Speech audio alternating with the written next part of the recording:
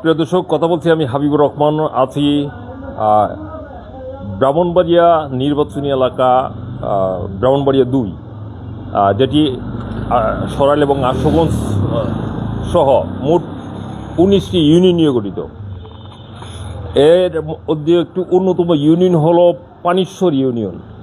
যে ইউনিয়নটির পাশে আমরা এখন দাঁড়িয়ে রয়েছি, এটি হলো পানিশ্বর ইউনিয়ন। এই পানিশ্বর ইউনিয়নের যারা যারা এখানে সংশ্লিষ্ট দায়িত্ব রয়েছেন, যেমন ইউডিসির উদ্যোক্তা যারা মোহাম্মদ রফিকুল ইসলাম রয়েছেন আমাদের সাথে, এবং এখানের যে হিসাব রক্ষক কর্মকর্তা আনিসুর রহমান, উনিও রয়েছেন আমাদের সাথে।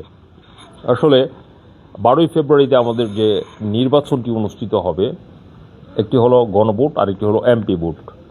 গণভোটটি বাংলাদেশের ইতিহাসে, এই যে গণভোটটি হচ্ছে 12ই ফেব্রুয়ারিতে, এটি একটি নতুন সংযোজন। এরকম টাইপের গণভোট কখনো হয়নি।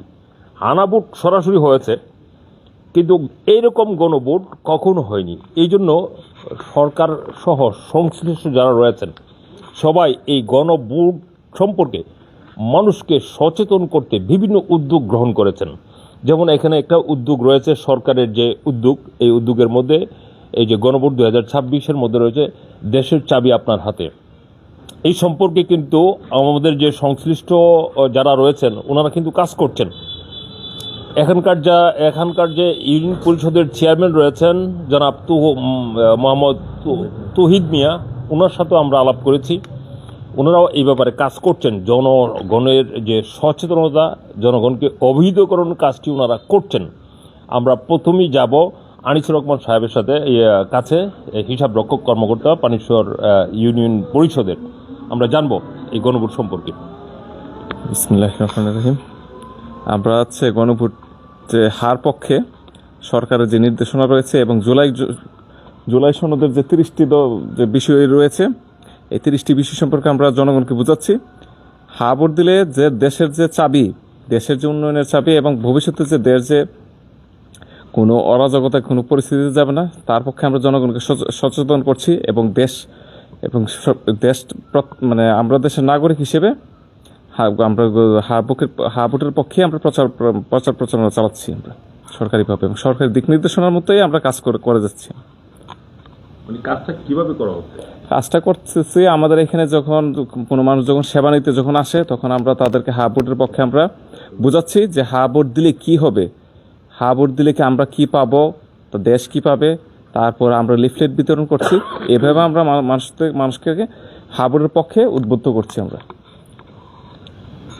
কি কি কর্মসূচি নেওয়া হচ্ছে বা কিভাবে মানুষকে অবহিত করা হচ্ছে? আমাদের উন্মুক্ত হোয়াটসঅ্যাপ আছে, উন্মুক্ত হোয়াটসঅ্যাপ। তারপর উন্মুক্ত হোয়াটসঅ্যাপের মধ্যে আমরা মানুষদেরকে আমরা হা ভোটের পক্ষে আমরা প্রচারণা চালাচ্ছি, তাদেরকে বোঝাচ্ছি যে হা ভোট দিলে কী হবে, আমাদের সুফল কী পাবো। তারপর উন্মুক্ত হোয়াটসঅ্যাপ আছে, তারপর আমাদের মাসিক সভা আছে।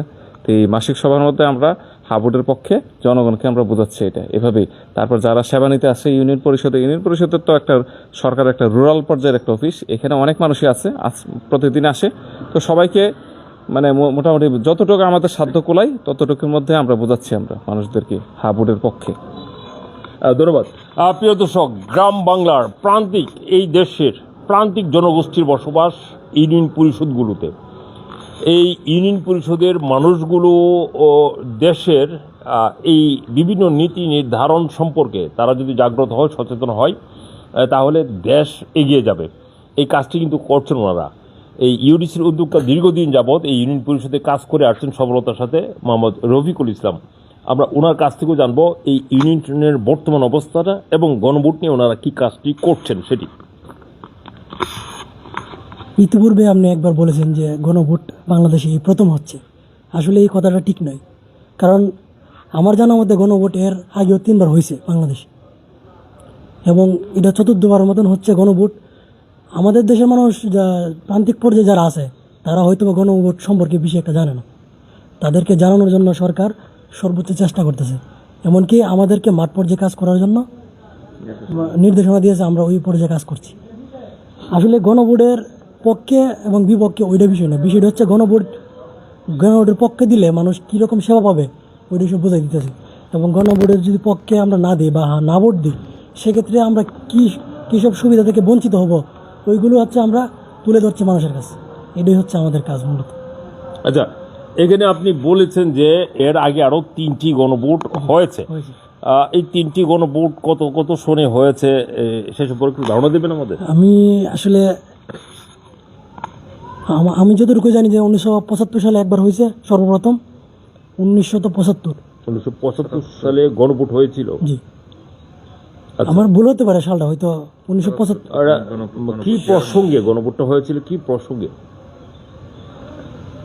আসলে প্রসঙ্গত সংস্কারের জন্য, যে কোনো গণভোট হয়ে আসে মূলত সংস্কারের জন্য।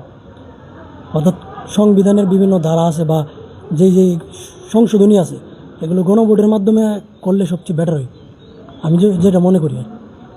আচ্ছা, আমরা যতটুকু জানি জিয়াউর রহমানের শাসনামলে বাংলাদেশে প্রথম গণভোট দ্বিতীয়বার হয়েছে। দ্বিতীয়বার? জি। এর আগেও একটা গণভোট জি, জি, হয়েছিল? হয়েছে। আচ্ছা, ওটা সম্পর্কে স্পেসিফিকটা ধারণা দিতে পারবেন আমাদের দর্শক? আসলে আমি ভালোভাবে ওই জিনিসটা আসলে আয়ত্ত করতে পারি নাই, যার জন্য আমি মানে ডিটেলসে বলতে পারতেছি না, তবে নিশ্চিত 3বার হয়েছে। আচ্ছা আচ্ছা, 91 হয়েছে, ওয়ালাইকুম আসসালাম। 91 একটা হয়েছে এবং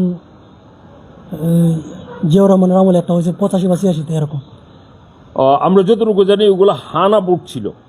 যেমন এরশাদের সময় আপনার কি এরশাদকে চান নাকি চান না, জিয়াউর রহমানের সময় জিয়াউর রহমানকে কি চান নাকি চান না, এরকম হানা ভোট হয়েছিল। কিন্তু এরকম বিভিন্ন শর্ত দিয়ে যে বিচার বিভাগের স্বাধীনতা, নির্বাচন কমিশন সংস্কার, তত্ত্বাবধায়ক সরকার সংযোজন, এরকম আরও অনেকগুলো ধাপ দিয়ে জনগণের সমর্থন নেওয়া বা এরকম টাইপের গণভোট কি হয়েছে? মুরব্বী বলেন। না না আমাদের মুরব্বী রয়েছে না এখানে, প্রিয় দর্শক? না, এরম বুড়ুছে না। এই যে গণভোট বলতেছি, যে সরকার বলতেছে দেশের চাবি আপনার হাতে, অর্থাৎ দেশের চাবি আপনার হাতে, এই কথাটা দিয়ে আপনারা কি বুঝছেন? এটা তো আমরা পড়ালেখা নাই, আমরা বুঝারি না তো। এখন বললাম আমি মুখে যে দেশের চাবি আপনার হাতে। আগামী 12ই ফেব্রুয়ারিতে যে নির্বাচনটি অনুষ্ঠিত হবে, ওই নির্বাচনে আপনার একটা মানে ভোট দিতে হবে, গণভোট দিতে হবে। একটা এমপি ভোট তো আপনারা দেবেনই। এই গণভোটের মধ্যে বলা হচ্ছে যে দেশের চাবি আপনার হাতে, এটাতে আপনি হা ভোট দিবেন অথবা না ভোট দিবেন।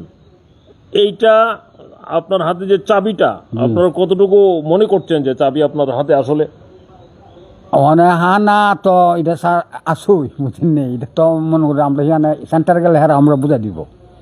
না না, বিষয়টা হয়েছে কি, গণভোটের যে বিষয়টা, গণভোট দিলে আপনার হার পক্ষে দিলে যে আপনার সংশোধনী যে বিষয়টা, বিভিন্ন সংস্কার হবে, যেমন তত্ত্বাবধায়ক সরকার, নির্বাচন কমিশন, সরকারি কর্ম কমিশন বা পিএসসি গঠনের সরকারি দল ও বিরোধী দল একত্রে কাজ করবে। এটা হচ্ছে একটা শর্ত। তাছাড়া আরও আছে, যেমন সরকারি দল ইচ্ছামতো সংবিধান সংশোধন করতে পারবে না। এটা তো আপনি চাননি? একটি সরকার 2বারের বেশি থাকতে পারবে না, অর্থাৎ 10 বছরের বেশি থাকতে পারবে না। চান আপনি?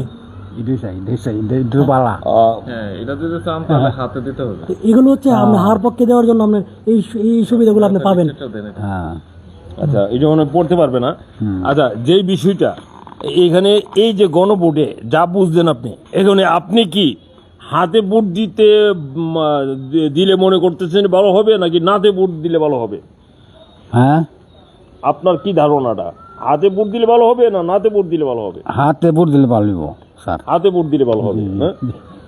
হ্যাঁ, প্রিয় দর্শক, এখানে হানা ভোট যে বিষয়টি, এই হানা ভোট বাংলাদেশে এইরকম এতগুলো শর্ত দিয়ে জনগণকে অবহিত করে, জনগণকে সচেতন করার একটা কার্যক্রম বাংলাদেশের ইতিহাসে এটি প্রথম। হানা ভোট হয়েছে, যেমনটি রফিকুল ইসলাম সাহেব উদ্যোক্তা বলেছিলেন।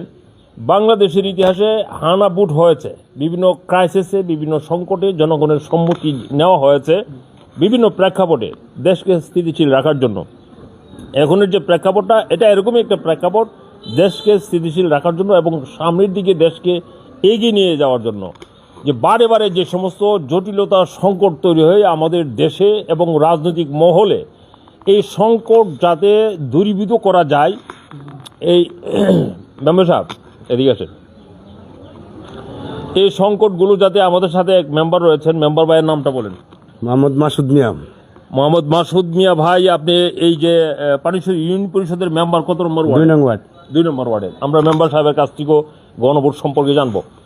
এই ক্রাইসিস সংকট মুহূর্তে বাংলাদেশে গণভোট অনুষ্ঠিত হয়েছে। এর আগেও গণভোট বলতে জনগণের যে ভোট ব্যাপক আকারে নেওয়া হয়, এটাই গণভোট। এই ভোটটা শেষ পর্যন্ত অপশনটা হ্যাঁ এবং নার পক্ষে থাকে, এবং হ্যাঁ এবং নায়ের পক্ষে এরকম ভোট এর আগেও হয়েছে। আর এখন যেটি হচ্ছে এটি ব্যতিক্রম এই জন্য যে জুলাইয়ের যে একটি গণ অভ্যুত্থান, গণবিপ্লব হয়ে গেল বাংলাদেশে, তার পরিপ্রেক্ষিতে এদেশের জনগণের প্রত্যাশা পূরণে যাতে এই রাজনৈতিক সংকট আর তৈরি না হয়, এটা লাঘবের জন্য সর্বাত্মক চেষ্টা করছে বর্তমান সরকার, রাজনৈতিক দলগুলোর সাথে আলোচনা করে, সমন্বয় করে, যাতে যে এই সংকটগুলো দূর করা যায়। এই যে হানা ভোট এবং 12ই ফেব্রুয়ারিতে যে জাতীয় সংসদ নির্বাচন, এই ব্যাপারে আপনারা কতটুকু আগ্রহী? আসসালামু আলাইকুম। আগ্রহী তো মনে করেন জুলাই সনদ আছে, এরপর ধরেন সংস্কার আছে, মানে এইগুলির জন্য সরকারে আইন করছে যে হা না ভোট দিছে হার মাঝে দিবার লাগি। তো আমরা আগেও এসাদের আমলে বা জিওর আমলে হা না দিছি, এরা পার্টি সংস্কার করছে। এই সম্বন্ধে আমরা বুঝিয়ে যাবে যে জুলাই সনদ বাস্তবায়ন করার জন্য হা ভোট দেওয়া হবে আর কি। মোট কথা প্রিয় দর্শক, আমরা এসে এই তোমরা এদিকে এসো, আপনারা আসবেন, আপনারা একটু আসবেন, আসবেন একটু, আপনাদের একটু মতামত নেব, আসবেন। আচ্ছা, আমাদের মানে মায়েরা এখানে বলছে যে সবার যে মত আমাদেরও এই মতই। আচ্ছা, সবার কি মত, হার পক্ষে না নার পক্ষে? হার পক্ষে। এখানে সবাই হার পক্ষে, আর হারটা হলে পরে বাংলাদেশ সামনের দিকে এগিয়ে যাবে এরকমটি প্রত্যাশা করা হচ্ছে। আর প্রিয় দর্শক, আমরা যেমনটি জানতে পারছি এই পানিশ্বর ইউনিয়ন পরিষদের তথা পানিশ্বরে এসে যে এখানে যারা সংশ্লিষ্ট তারা কিন্তু তৎপর রয়েছে জনগণকে সচেতন করার জন্য, অবহিত করার জন্য বিষয়টি সম্পর্কে। অর্থাৎ হাতে ভোট দিলে কি হবে, নাতে ভোট দিলে কি হবে। আমরা হাতে ভোট দিলে আমরা দেশকে আরও সামনের দিকে এগিয়ে নিয়ে যেতে পারবো, আর যদি আমরা নাতে ভোট দিই আমাদের দেশটি আবার একটি এই অচল আয়তনের মধ্যে পড়ে যাবে, এরকম একটি শঙ্কা করা হচ্ছে। প্রিয় দর্শক, শেষ পর্যন্ত আর দুইটি কথা জানবো সর্বশেষ। হ্যাঁ, আমি আমার ইউনিয়ন পরিষদে সেবা যতজন মানুষ নিতে আসছে বেশিরভাগ মানুষই, প্রায় সব মানুষই হার পক্ষেই বলেছে, এবং আমরা আশাবাদী এই সামনে যে নির্বাচন আসছে 12ই ফেব্রুয়ারি, এই 12ই ফেব্রুয়ারি নির্বাচনে বিপুল ভোটে জয়যুক্ত হবে বলে আমি আশাবাদ ব্যক্ত করছি।